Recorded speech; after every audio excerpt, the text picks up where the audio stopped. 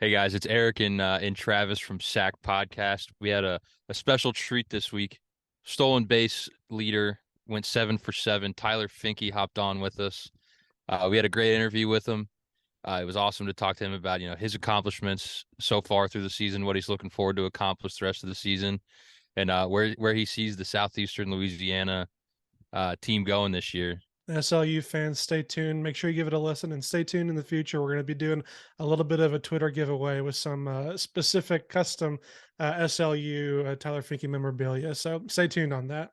So without further ado, here's our interview with outfielder Tyler Finke from SLU. First off, thank you so much for taking the time to join us. We really appreciate it. And again, congratulations Yeah, no on problem. that incredible opening weekend. So thank you to Tyler. Is it Finke? Fink? Thank you. What's Thank the you very much. Finke. Everybody calls me Fink on the field. I've always been called Fink, but it's actually Finke. So gotcha? either one is fine, honestly. Looking up some of your history and your kind of baseball career and stuff. You're here in Louisiana, and obviously have been climbing up. We mentioned already the stolen bases career record, but what kind of brought you down to Louisiana? It looked like you weren't originally from there. Is that right? Right. Yeah. Yeah. I'm from Indiana originally. Played baseball at Columbus North High School, and then I went to a junior college in Alabama called Snead State. So I went there my freshman year, and we were playing a game freshman year of fall, and I happened to have a really good game. I think I went like 5 for 5 with a nuke, and then Coach Gibb, who was the pitching coach here, saw me play, offered me like the next week or something like that, and I came here the next year, and I absolutely love it here. It's awesome. I was about to say, do you?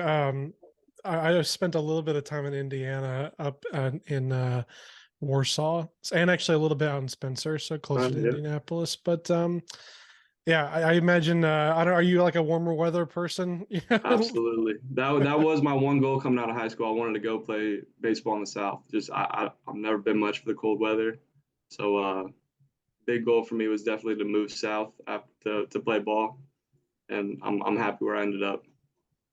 And you can practice stealing bases all off season. Absolutely. It never did. It gets too cold down here. Yeah. So Alabama was basically just to get out of the cold, Yeah, pretty much.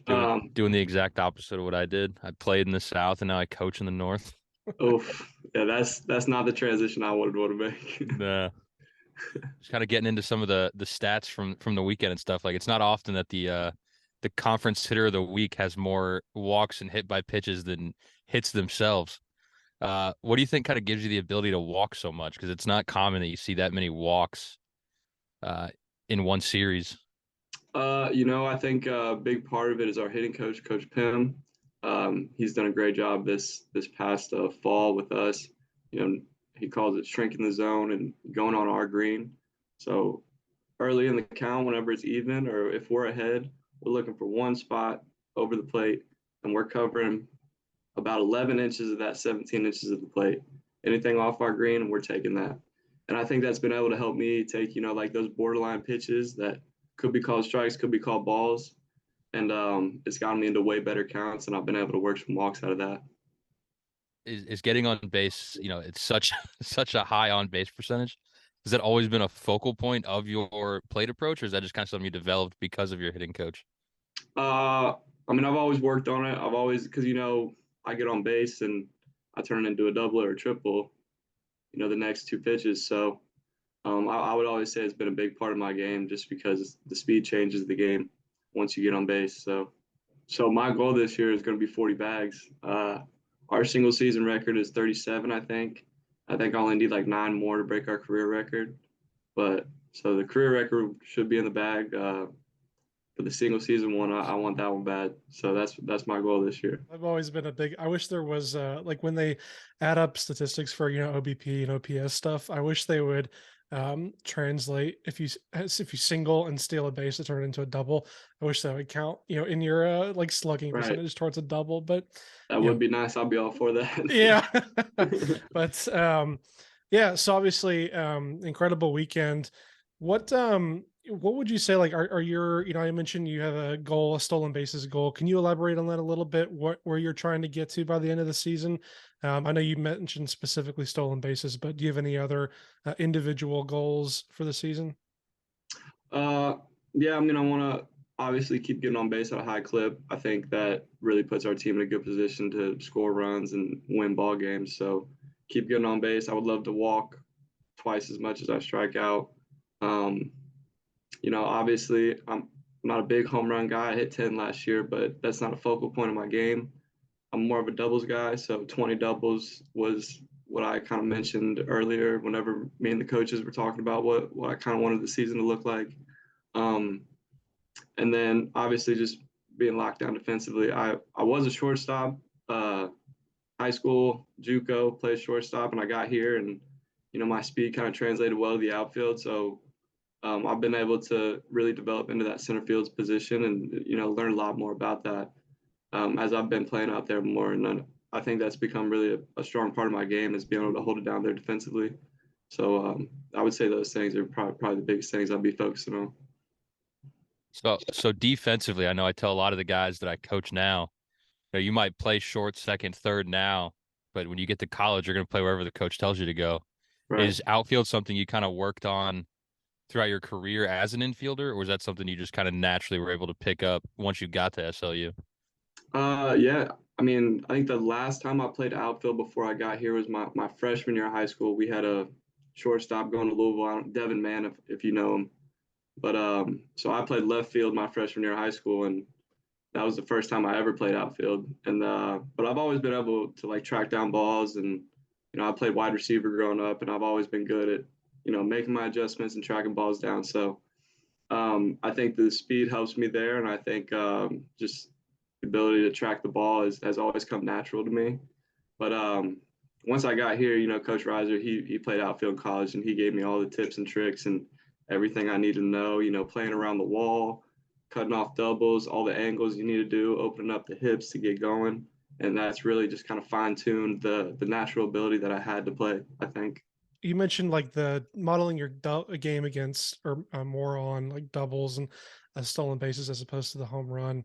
Um, is there a specific player that you'd say you model your game after? Um, when I played infant, I always said Dustin Pedroia just because I've always been a little bit undersized guy, kind of gritty, scrappy, just getting it done. Um, but with more of the speed element, I always like to do the Trey Turner comp. Whenever he used to play outfield, but he moved shortstop. I've always seen myself as someone who can do both anyway. So um, I would say that's kind of who I model my game after. Ability to run out of the ballpark, but still just a threat on the bases and a threat to steal a bag at any time.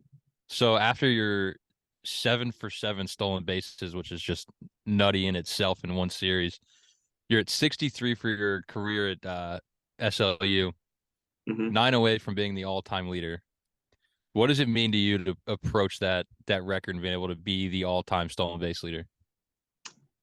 It means a lot. Our program is kind of known for stealing bags. I think we've led the country or we've been top five at least in the years I've been here. So for such a storied franchise as SLU on stealing bags and taking pride in stealing bags and taking that extra bag, it means a lot to be the one, I guess, to do it the most. If you get 40, that'll put you in like the mid 90s.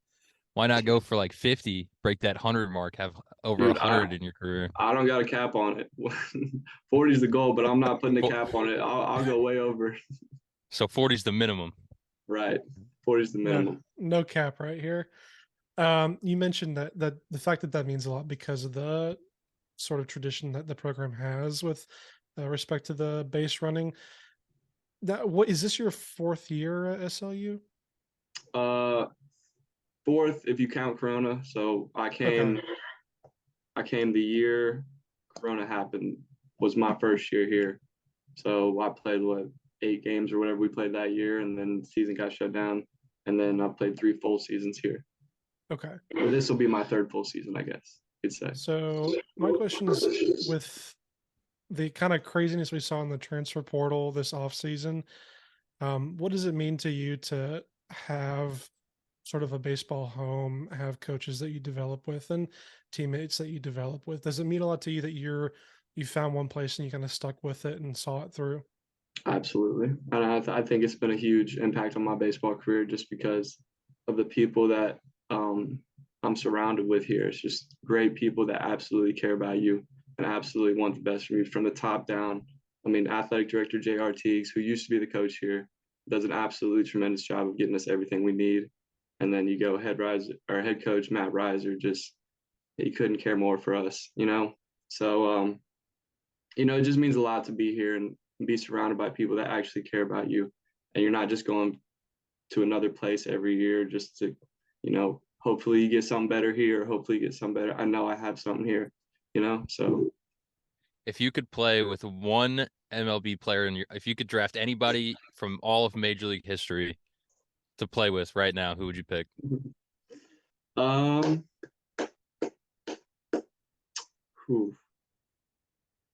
The obvious answer is Jeter in my mind, just because I grew up watching him and he's always been, number two. That's why I wear number two.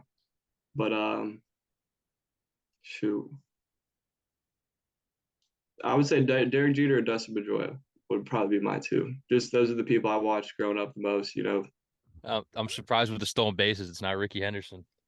Yeah, but I mean, I do love the stolen bases, but I see myself as a lot more than just the stolen bases. Don't get me wrong, I love taking it back, but I want to be a complete ball player. So I was a PO in high school and in my collegiate walk-on career. You mentioned loving being a lot more than just a stolen base. Is there one play, whether it be, I never had the good fortune of like hitting a no doubt home run or like tracking down a really tough fly ball or even like hosing a runner from the outfield? Or is there like one play that like really gets like it happens and you just feel like you're walking on cloud nine, like you really showed Yeah. out? You know what I mean? It used to be stealing home. I know I wanted to steal home bad Oh, in college. I got it. I got it last year. I was able to do it last year. was But it I like would say a really now, awesome read of the pitcher, or what was take us through how that went yeah, it down? was actually a crazy situation. It was bottom of the ninth. It's a 0-1 ball game. I'm on third base. We have bases loaded and no outs, and the next two guys strike out. And Coach Reiser looked at me and said, "You got it?" And I said, "Yeah, I can get it." He was in the windup, and I just started walking. And once he turned that foot, I took off, stole home, tied the ball game, and we ended up winning it in the bottom of the 10th, I think. So That is awesome. yeah, it That's was a probably crazy one of the moment. most electric plays. I mean, did you see was it Kurt Wilson last year Kurt for Wilson, Texas Texas Tech Tech with against the Texas. the walk Yeah, off yeah, seal? I mean, that was crazy. that's right up there to tie it in the ninth with two outs, Yeah, especially. That's awesome. yeah. But I would say now I want to rob a home run. That's the one thing I would say I haven't done yet, and now I want to do that. Now you're off the bases. Now you're standing in the batter's box. You can pick one pitcher to be on the mound and hit against. Who you hitting off of? Randy Johnson. I want to see that heater. That's a That bold slider. choice, Cotton. I want to see it. I mean, not for the fact that I think that I can hit off of them. I just want to be in the box and witness it go past me. I want to see how electric it actually is. So obviously, it wasn't just you that had a great weekend. Your whole team really played very well this weekend. What are y'all's goals for the season? Is it, qualify? And again, this is just our own unfamiliarity. Qualify for the conference tournament, win that thing, get the automatic bid. Yeah, Like, where's the ceiling this year for you guys? yeah. So we got the bid last year in our conference tournament. Didn't have the year we wanted. Still ended up second place in the conference through regular season, but didn't win it and ended up going to regional. But our goal this year, we set up from the beginning. We want 2 championships. We want our regular season title. We want to win our conference tournament, and then we want to go to win a regional this year. We didn't have the showing we wanted in our regional, and we had 9 arms down. We were short staffed on pitching, and we couldn't hit our way out of it, unfortunately. But I think this year we had a very deep team who has the potential to make a serious run in the tournament. So I think that's our goal this year. Travis, you got any other questions before we go into our quick pitch segment? No, I'm good, man. So we're just gonna go. Me and Travis are gonna go back and forth asking you random questions. Okay. All right, first one. Any superstitions or pregame rituals you got? I don't know. I always tape left wrist, tape right wrist. Everything I do, I put the left one on first before the right one, like cleats, batting gloves, taping up. Like I don't know why, but I've always done it that way. Like it. Favorite stadium you've gotten to play in? Let's say Arkansas last year was a pretty cool stadium. I bet that environment. I've heard nothing but It was awesome things about crazy. that Yeah, environment. no, they got great fans. It was pretty cool. Oh, or Auburn. Auburn's got great fans. You know that regional. They had them on the parking deck, just hanging off the walls. It was a crazy environment. So being in Louisiana, do you do anything for Mardi Gras? I was actually in a Mardi Gras parade this past week. Our AD was the Grand Master of our parade in Hammond, and I got to be on his float, and I'm throwing out beads and cups and everything out there. So it was really fun. It's pretty cool. Highlight of the weekend. Best player that you've played with or against in your career? Played with Or at least more Sam, memorable. Sam Bachman, pretty good player. He's in the Angels organization right now. He went to Miami, Ohio. I don't know if you know him. Very good player. Cal Connolly, also a very good player. He went to Texas Tech. I think he's with the Braves now. But yeah, both very good players. All right, and then favorite individual or team memory at Southeastern Louisiana. I would say winning the conference tournament last year, pretty cool. Especially we owed him a little revenge. McNeese beat us, won it on our field the year before that, and we got to go back and beat them on their field. So that was pretty cool. Dogpiling on their field, and then the bus ride home was crazy. Speaking of bus rides, what's the bus ride past the time activity? We play Mafia. We like doing that. That's a big We get college that a lot, baseball yeah. answer. Yeah, we play Mafia for sure. On those long bus rides, you got to get an hour or two in of Maf. So we do that. What's your craziest Mafia story? I'll give you an example. We've played kind of like a similar game. I don't know if you've heard of Jackbox, like those games you put up on the TV and stuff, but they do a similar one where it's kind of like a group of people trying to find out people. And I kind of set up my wife's or my brother-in-law, like lied to everybody, kind of framed him as the bad guy, and he was pretty like pretty upset afterwards. He's like, I'm telling the truth, guys. Anything like that stands out to you, like where one guy just got shafted? Man, not really. I do. There was one time the freshman he was playing. He'd never played before, brand new to the game. He got picked to be Mafia, and he ended up ratting on all of his other other teammates that They were end up Mafia. winning it? No, Oh. they lost that game. They were pretty upset about it. Well, hey, Tyler, thank you so much for taking the time to join us, man. Yeah, absolutely. We'll Appreciate be you guys. watching a lot more closely, both passing the record and maybe going for a hundo, on the career. That would be really, really awesome. But Absolutely. at the very least, best of luck in getting that conference championship again, and maybe making some noise in a regional again this year. Absolutely. Thank you guys. Appreciate it. Yeah, Have a good I'd one, really man. like to see a hundo. That'd be awesome. I'll go for it for sure. Have a good one, man. You too.